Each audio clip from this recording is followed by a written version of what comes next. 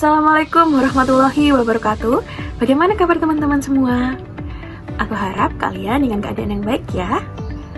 Perkenalkan, nama saya Zahra Dira Auralia dari Prodi Bimbingan dan Konseling Universitas Negeri Yogyakarta. Pada kegiatan 2 ini, kita akan membahas mengenai prokrastinasi akademik secara detail lagi. Jadi kita lebih bisa memahami mengenai definisi prokrastinasi akademik, ciri-ciri prokrastinasi akademik, aspek prokrastinasi akademik, gambaran mengenai prokrastinasi akademik itu bagaimana, jenis-jenis prokrastinasi akademik, area prokrastinasi akademik, faktor penyebab dari perilaku prokrastinasi akademik, dan apa aja dampak yang akan terjadi. Bagaimana teman-teman? Apakah kalian sudah mengetahui apa itu prokrastinasi akademik? Jika belum, ayo kita simak ke materi selanjutnya. Oke, di sini kita akan membahas yang pertama, definisi prokrastinasi akademik. Apa itu prokrastinasi akademik? Menurut Ferrari, tahun 1995, menyebutkan jika prokrastinasi akademik adalah penundaan pada tugas akademik dan siswa sudah memiliki kesadaran mengenai dampak negatif yang akan terjadi pada dirinya. Pendapat kedua, menurut Gufron dan Risnawati, menjelaskan jika prokrastinasi akademik didefinisikan sebagai perilaku menunda secara sadar dan berulang dengan melakukan aktivitas yang tidak relevan dalam menyelesaikan tugas, sehingga dapat kita ambil kesimpulan jika prokrastinasi akademik adalah perilaku menunda tugas secara sadar dan berulang dengan melakukan aktivitas yang tidak relevan dalam menyelesaikan tugas, di mana meskipun siswa itu sudah mengetahui jika ada dampak negatif yang akan terjadi. Oh ya teman-teman, individu yang melakukan prokrastinasi atau memiliki kecenderungan untuk menunda tugas itu disebut sebagai prokrastinator. Saya ulangi ya. Jadi, bagi individu yang lebih memilih untuk menunda tugas, kayak nanti dulu deh tugasnya, itu dapat dinamakan sebagai prokrastinator.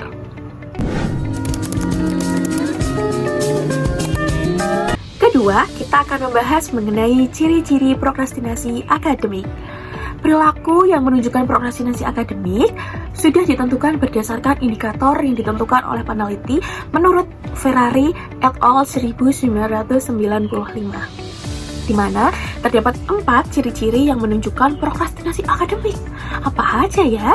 Yang pertama, terdapat penundaan dalam memulai dan menyelesaikan pekerjaan atau tugas yang diberikan.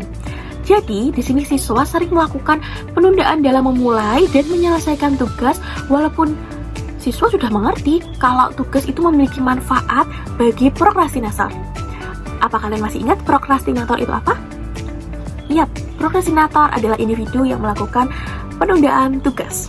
Yang kedua yaitu tidak tepat waktu dalam menyelesaikan tugas. Siswa tidak tepat waktu dalam menyelesaikan tugas karena membutuhkan waktu yang lebih lama untuk mengerjakan tugas yang diberikan oleh guru. Ciri-ciri yang ketiga, adanya ketidaksesuaian antara rencana dengan batas waktu yang telah ditentukan sendiri, di mana siswa ini melakukan pelanggaran pada hal-hal yang direncanakan. Jadi siswa sudah membuat rencana dengan batas waktu yang tertentu dan ditentukan sendiri, tapi siswa itu tidak melakukannya. Yang keempat, melakukan kegiatan yang lebih menyenangkan daripada menyelesaikan tugas, di mana siswa itu lebih sering main game semisal, atau mungkin scroll TikTok, atau mengalihkan mengesampingkan tugasnya untuk demi kesenangan diri sendiri. Nah, itu ciri-ciri prokrastinasi akademik. Jadi ada 4 ya teman-teman, ciri-ciri prokrastinasi akademik. Selanjutnya kita akan membahas mengenai aspek prokrastinasi akademik. Aspek prokrastinasi akademik itu terbagi menjadi 4. Menurut Ferrari et al. 1995, di mana yang pertama ada perceived time. Perceived time merupakan waktu yang dirasakan, yaitu prokrastinator sering salah memperkirakan waktu yang dibutuhkan untuk menyelesaikan tugas karena dia ini hanya berorientasi pada masa kini, bukan masa depan. Yang hal ini membuat pekerjaan menjadi tidak tepat waktu karena dia tidak dapat memperkirakan jumlah waktu yang dibutuhkan untuk menyelesaikan suatu tugas. Yang kedua ada intention action gap, di mana adanya kesenjangan antara keinginan dan tindakan. Apa itu yang dimaksud? yaitu merupakan kesenjangan yang muncul ketika adanya keinginan dan tindakan. Misal, contohnya, siswa memiliki niat untuk mengerjakan tugas, tapi dia tidak mengerjakannya. Berarti terjadi kesenjangan antara keinginan dan tindakan yang berbeda. Yang ketiga ada emotional distress atau tekanan emosi, yaitu timbulnya perasaan cemas karena melakukan prokrastinasi akademik. Jika perasaan cemas terus meningkat karena melakukan prokrastinasi akademik, pada akhirnya prokrastinator itu akan kabur atau akan lari dari tanggung jawabnya untuk menyelesaikan tugas karena dia sudah merasakan cemas, teman-teman. Yang keempat merupakan perceived ability, yaitu kepercayaan pada kemampuan yang dimiliki, di mana merupakan keyakinan siswa terhadap kemampuan dirinya sendiri. Walaupun prokrastinasi akademik tidak berkaitan langsung dengan kemampuan individu, namun keraguan terhadap kemampuan dapat menyebabkan individu melakukan prokrastinasi akademik. Selain itu, adanya pemikiran takut gagal akan memberikan dampak pada penyalahan diri sendiri karena merasa tidak cukup baik dirinya. Sehingga untuk menghindari perasaan itu, prokrastinator ini cenderung untuk menghindari tugas-tugas yang diberikan karena memiliki pemikiran takut gagal tersebut.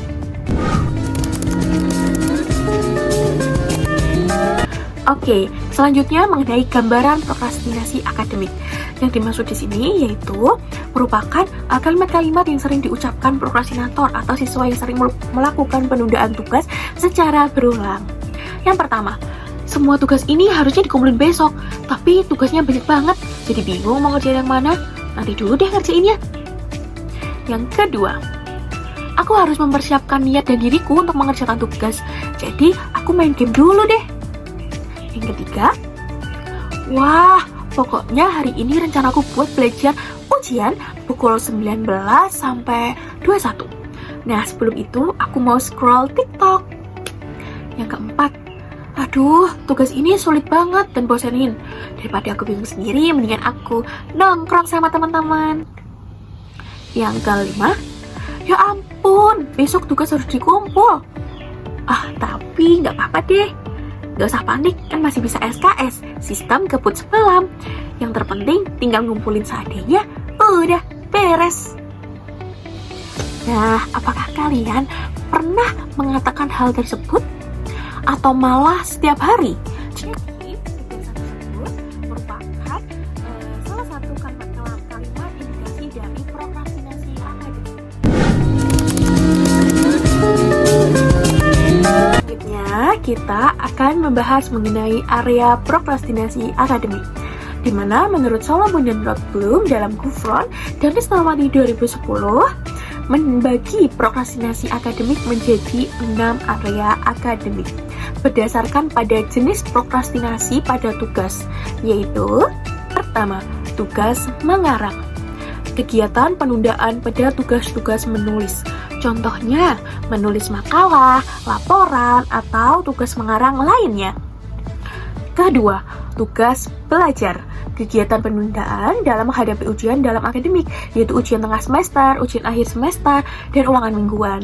Yang ketiga, tugas membaca, yaitu melakukan prokrastinasi akademik dalam tugas membaca, seperti membaca buku atau referensi bacaan yang berkaitan dengan akademik. Yang keempat, tugas administratif, yaitu kegiatan penundaan seperti menulis catatan, melakukan absensi kehadiran, dan mengembalikan buku di perpustakaan. Yang kelima, mengikuti pertemuan, jadi melakukan penundaan yang ditunjukkan pada perilaku terlambat mengikuti pelajaran, praktikum, dan pertemuan-pertemuan lainnya. Yang keenam, penundaan kinerja akademik secara keseluruhan, yaitu kegiatan penundaan dalam mengerjakan atau menyelesaikan tugas akademik secara keseluruhan. Nah, itu dia 6 area akademik dalam prokrastinasi akademik.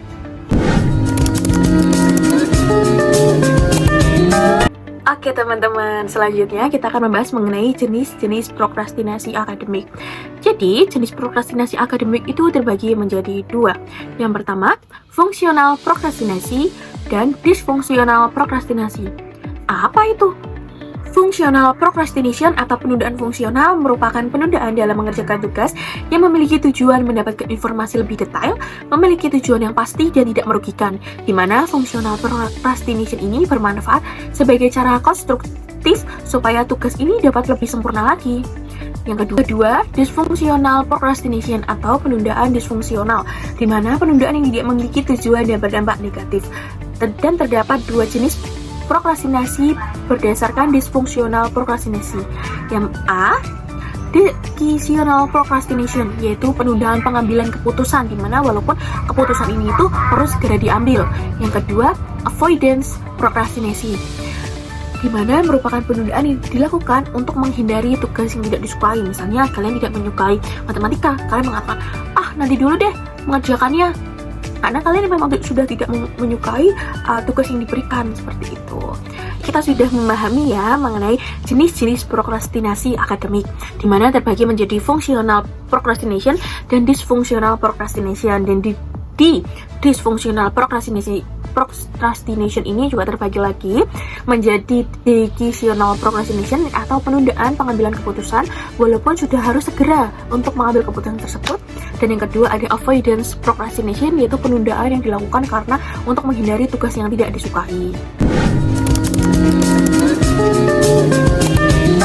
Oke, selanjutnya kita akan membahas mengenai faktor penyebab prokrastinasi akademik. Apa aja faktor penyebab prokrastinasi akademik? Jadi, faktor penyebab prokrastinasi akademik itu terbagi menjadi dua, faktor internal dan faktor eksternal menurut Ferrari et al. Pada tahun 1995. Di sini kita akan berfokus dulu di faktor internal. Jadi, di dalam faktor internal itu terdapat faktor yang berasal dalam diri individu. Yang pertama ada kondisi fisik, di mana kondisi fisik ini membuat individu jadi melakukan prokrastinasi akademik. Misalnya kalau lagi sakit tapi sebenarnya pengen nyelesain tugas tapi jadi ketunda karena sedang memiliki kondisi fisik yang tidak baik atau sedang sakit. Yang kedua, kondisi psikologis. Kondisi psikologis ini juga menjadi faktor timbulnya prokrastinasi akademik. Misalnya atau contoh dari penerapan ini adalah ketidaktertarikan pada tugas, percaya diri yang rendah, adanya pemikiran takut gagal dalam menyelesaikan tugas, ragu untuk menyelesaikan tugas karena takut salah. Selanjutnya memiliki locus of control eksternal, yaitu percaya pada kekuatan luar mengenai keberuntungan dan peluang mempunyai kuasa mengenai sesuatu hal yang terjadi pada individu. Jadi mengandalkan kepercayaan atau keberuntungan dalam diri individu sendiri. Yang terakhir ada rendahnya self-efficacy, yaitu keyakinan individu terhadap kemampuan untuk menyelesaikan tugas. Selanjutnya kita akan berfokus di faktor eksternal. Faktor eksternal itu faktor yang berasal dari luar diri individu ya teman-teman, di mana terdapat 3 aspek yang mempengaruhi. Yang pertama adanya pola asuh orang tua. Cara pola asuh orang tua yang diberikan kepada anak itu juga akan memberikan dampak dari prokrastinasi akademik, di mana adanya contoh pemberian pola asuh otoriter itu akan memberikan dampak timbulnya prokrastinasi akademik, di mana ini menurut pendapat dari Nasution 2021. Yang kedua adanya imbalan dan hukuman, di mana adanya pengaruh pemberian imbalan dan hukuman ini menjadikan siswa itu melakukan prokrastinasi akademik. Individu yang mendapatkan imbalan akan menghindari prokrastinasi akademik, dan sebaliknya jika individu atau siswa yang mendapatkan hukuman maka intensitas melakukan prokrastinasi akademiknya itu akan lebih tinggi. Yang ketiga ada kondisi lingkungan, di mana kondisi lingkungan yang menganggap prokrastinasi akademik itu merupakan hal biasa atau merupakan ya sudah menjadi suatu kebiasaan, itu akan memberikan dampak negatif semakin tingginya prokrastinasi akademik. Oke, kalian sudah mulai memahami ya, faktor penyebab prokrastinasi akademik itu menjadi 2, yaitu faktor internal dan faktor eksternal, di mana faktor internal adanya kondisi fisik dan kondisi psikologis. Faktor eksternal adanya pola asuh orang tua, imbalan dan hukuman, dan kondisi lingkungan. Oke, yang terakhir kita akan membahas mengenai dampak dari prokrastinasi akademik. Tentunya banyak sekali dampak-dampak yang akan dirasakan atau yang akan dialami oleh prokrastinator atau siswa yang terus melakukan penundaan tugas. Di mana di sini dijelaskan oleh Ferrari dan Tichel pada tahun 2000 dan banyak sekali dampak-dampak yang akan terjadi. Pertama, adanya kecemasan dan ketakutan pada kegagalan, di mana siswa yang suka menunda tugas ini cenderung merasa cemas mengenai hasil belajarnya atau hasil akhirnya. Jadi individu itu takut tugasnya itu tidak sesuai dengan harapan atau malah nantinya gagal. Yang kedua, adanya hambatan mencapai keberhasilan akademis, di mana prokrastinasi dapat menjadi penyebab gagalnya kesuksesan akademis. Ketidakmampuan siswa dalam menyelesaikan tugas tepat waktu dapat mengakibatkan nilai yang buruk dan memengaruhi prestasi akademik secara keseluruhan. Yang ketiga, menurunnya kualitas dan kuantitas pembelajaran, di mana kebiasaan atau perilaku menunda tugas belajar ini akan membuat individu ini belajar dengan cara terburu-buru dan tidak sempat mendalami apa isi dari materi pembelajaran itu, sehingga pemahaman materi yang didapat tidak akan secara maksimal. Yang terakhir yaitu dapat meningkatkan stres. Oke teman-teman, menunda tugas akan membuat waktu ini semakin dekat dengan deadline. Nah, semakin dekat dengan deadline ini, maka biasanya membuat timbulnya perasaan tertekan, memicu stres dan kelelahan mental dalam diri siswa itu sendiri. Oke, tadi kita sudah memahami dan sudah bersama-sama belajar mengenai prokrastinasi akademik ya teman-teman.